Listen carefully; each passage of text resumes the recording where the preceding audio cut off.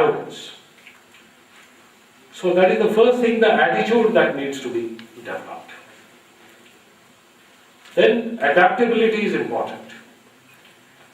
One specializes, develops a particular kind of skill. But then when you come to the actual work situation, you may come across many unfamiliar things also, which are not in the textbooks. Now, whether you are a quick learner, whether you are prepared to adapt to new things, because till it remains unfamiliar, it remains difficult. Once you familiarize yourself, it becomes easy. So adaptability is another part that becomes important. And then we come to the emotional quotient. The intelligence quotient, of course, is there. But it is important that you maintain your equanimity in all kinds of situations. You face difficult situations without getting hassled. So that emotional quotient also becomes important. Now, how do you develop that while undergoing all your institutional trainings, all your formal education process? I would suggest that apart from what you are specializing in, you should keep abreast of what is happening around you through the newspapers, through the journals, through the periodicals, and not restrict yourself, not confine yourself to only one area. You must always try to be aware of what is happening around you in the larger context also, whether it is domestic or global. So that way I think you can equip yourself to various kinds of situations. Now the other thing which, since the context of US came in, I think has become important, that is the values that we carry, the spiritual quotient as it is called, which is inculcated right from our childhood. Now why it has become important is, if you see the economic meltdown that we have heard so much about, so much talked about, this meltdown started with the collapse of the financial sector as against the real sector so far as India is concerned. The financial sector collapse started with the Lehman Brothers, and it affected the entire economy, the productive sector, the core sector, the commodities. Whereas in India it is different. Financial sector remains sound, but the commodities and real sector got affected because of certain factors out of the shores of the country, out of the country. Why in US it started with the financial sector? I'd like to submit here that it was not so much a matter of need which gave rise to all this. Rather, it was a matter of greed of individuals and institutions. The individuals were looking for higher bonuses by showing stupendous results, financial results, and the institution at the cost of sustainable growth was looking for immediate results. So that gave rise to all kinds of turmoil. One unit of asset got financed 4 times through derivatives and all, just to show better results by an individual or by an organization. So there the spiritual quotient also becomes important. The values that we learn, that we carry, which we bring to the table when we join any organization. If it is a short-term goal, probably it may help us, it may benefit us for a brief period, but not in the long run.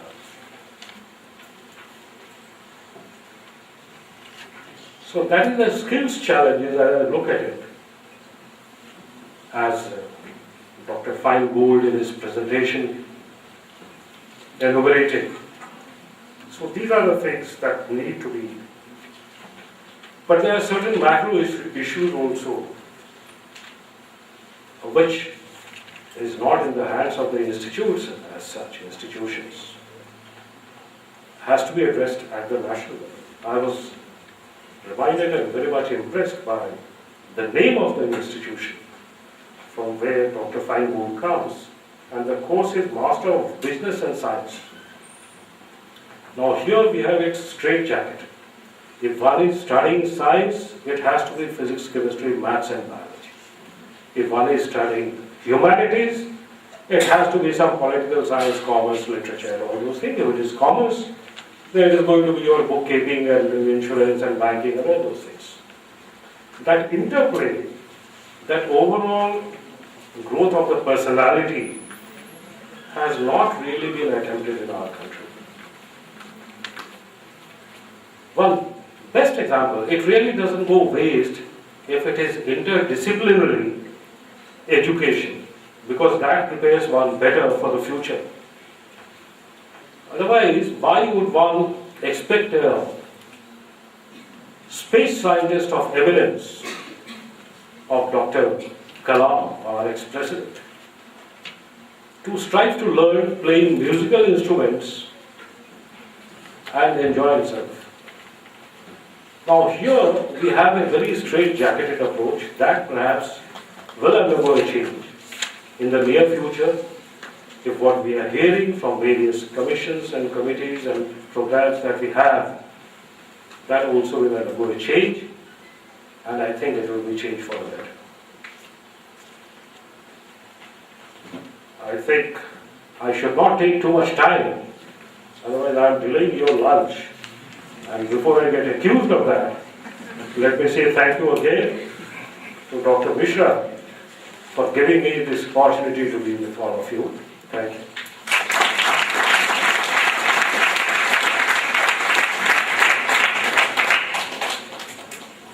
Thank you, Mr. Rao, for your advice to the students about what the industry expects of the students, right? You have been hearing what exactly our industry, from people in the industry look forward to from a student when he sits for the interview. He has talked about the various Qs. Talked about the IQ, EQ, and the SQ. I do talk about some other Qs in the class. I'm not talking about those Qs here, right? Okay? Anyway, thank you very much, sir, for a wonderful lecture. May I request Poonam to propose the formal vote of thanks, please.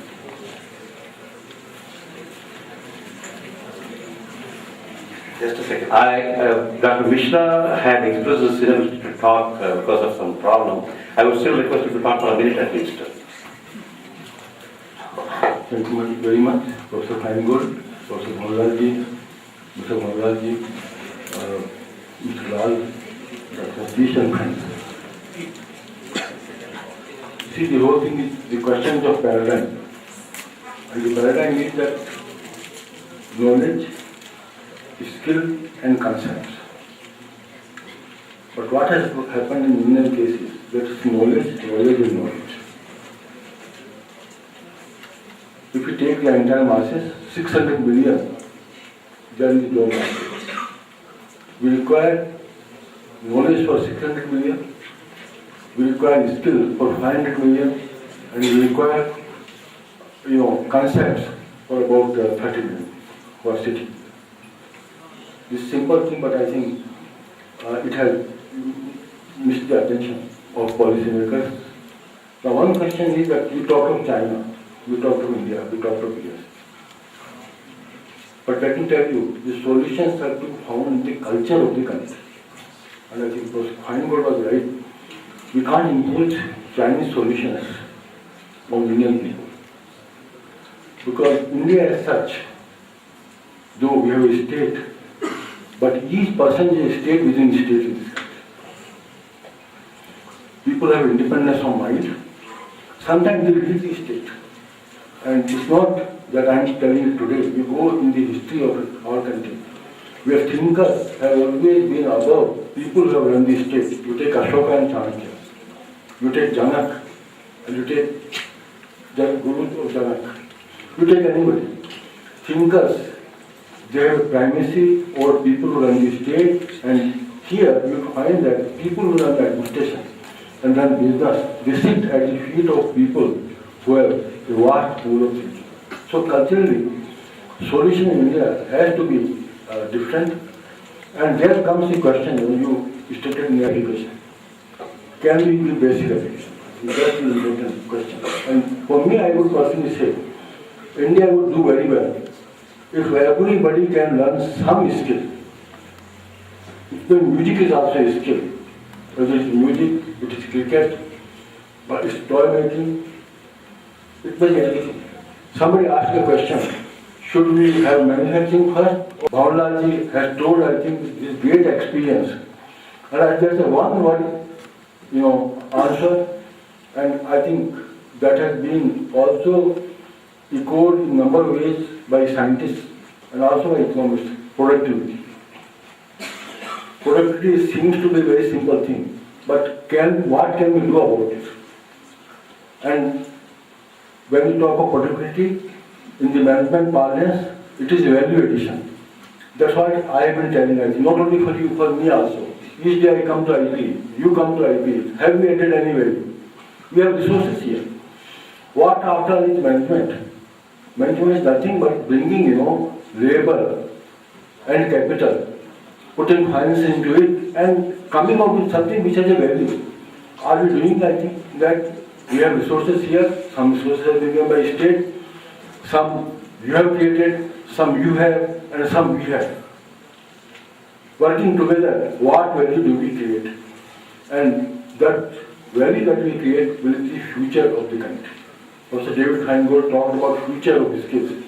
Yes, future of the skill is the future of the country. I am very glad that I think one of you told, and I think also Mr. Bhavlal told, that in our country, people talk of Brahminical spirit, and they think that skill is something, a lower kind of, value set than these big degrees that you and I have. But let me tell you, you can't construct a big house without a foundation. And foundations are skill. Here also, when you come in MBA, we have, some skills. And all those skills, we give you knowledge. And then there is a mix. So I'll say this whole thing is the question of mix. How do we mix? If we take only knowledge, we fail. If you talk of skill, as you talk, what is LSE? LSE is nothing, but LSE is only talking about skill. LSE fails because skill has not combined in itself the content of knowledge. So, simultaneously we should develop knowledge also. I was in Punjab about 30 years back. And when I went to Punjab fields, I found there was a young boy who was sweating. It was difficult to see his face. The face was muddy. But I was in a guest house, still guest house. In the evening when they took us for dinner, I found the same person in a three-piece suit. He was a tall person with tie and a good, suit. And he was in a very good hotel, star hotel. That's the concept. I do my work, I also enjoy my life.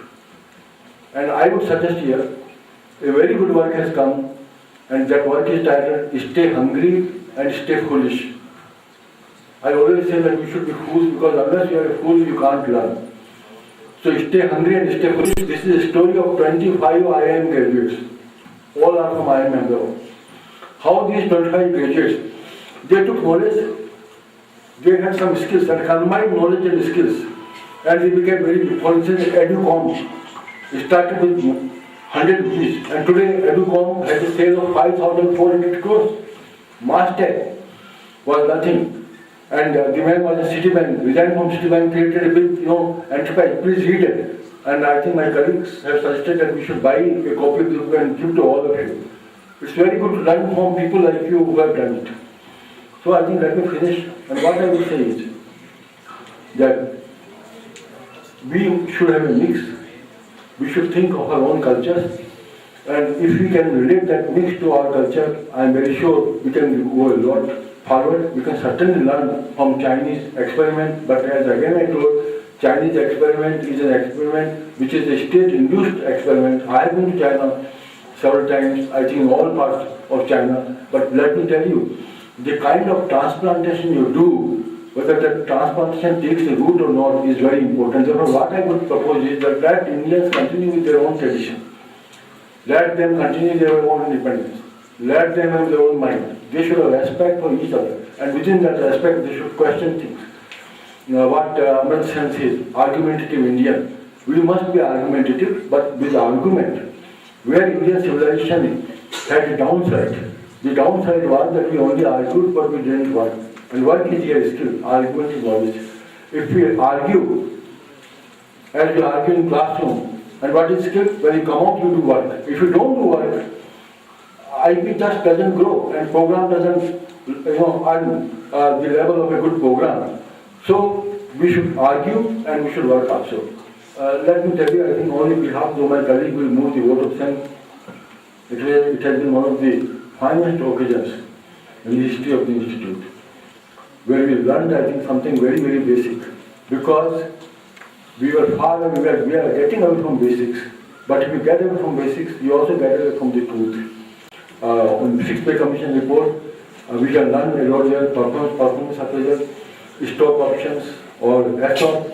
These are the areas I think we can certainly work with them. And I'll make a further request to Professor Finegold later that let him take IP also into fold. Let our professors, let our researchers, let our students who would like to go there, let them find a place there. And at the same time, as Dean of the Rutgers University, which is a very prestigious university, I would request him to consider, our request of requesting his colleagues to visit this institute, because a discussion and meeting, I think, is a very, very important thing. When you meet, you learn.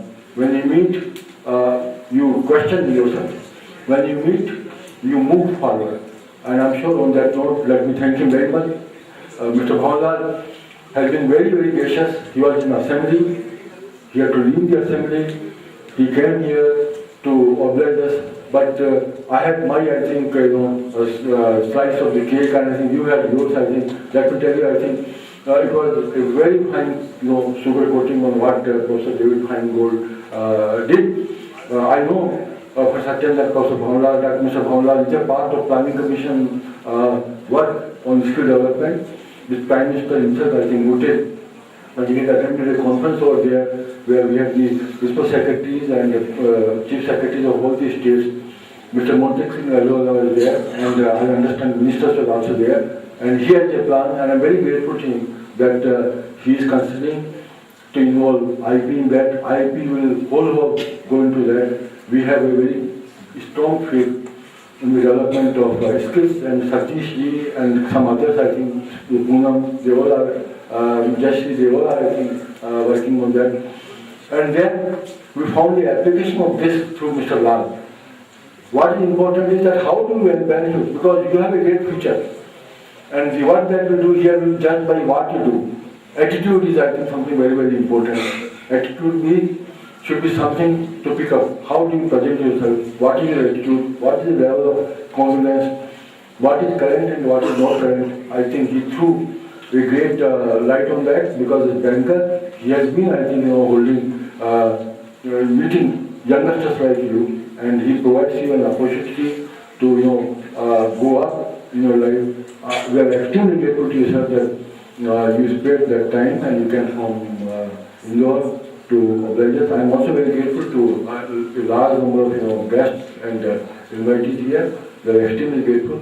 And let me also tell you, I think on your behalf, of course, my colleague will say, we are extremely grateful to our guest of honor, to our chief guest, and Professor David Finegold. Thank you.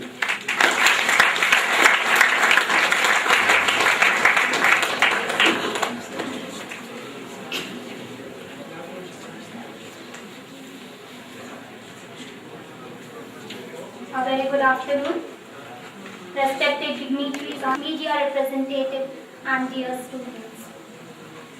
It gives me immense pleasure to propose the formal vote of thanks on behalf of the Institute and the Director to this august gathering.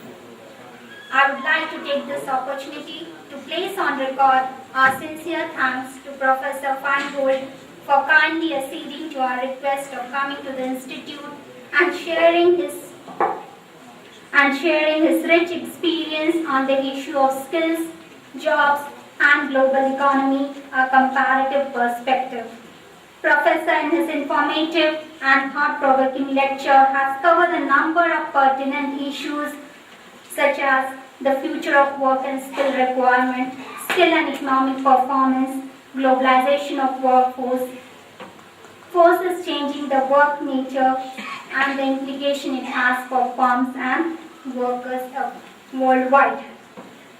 He's also discussed the issue of globalization impact on US. He shared his research and he's raised the issue of India's skill challenges and how can we sustain the high skill miracle. He's reminded us the fact that demographics is both a huge challenge and a huge opportunity to us, and it all depends how we take the advantage of this opportunity.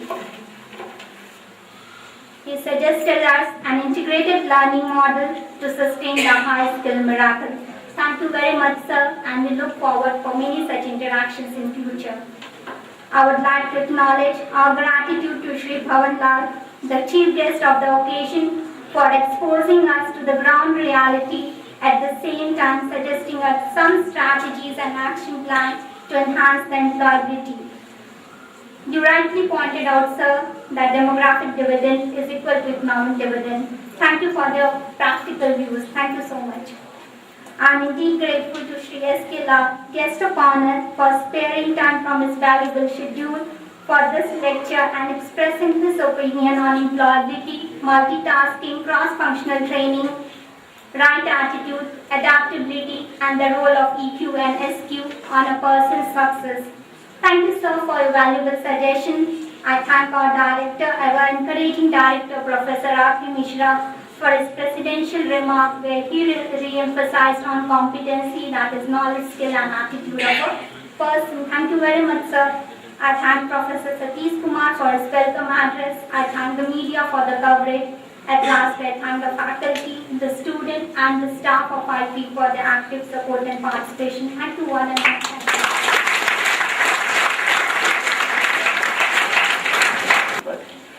May I request Saida to, we have some people who have come here.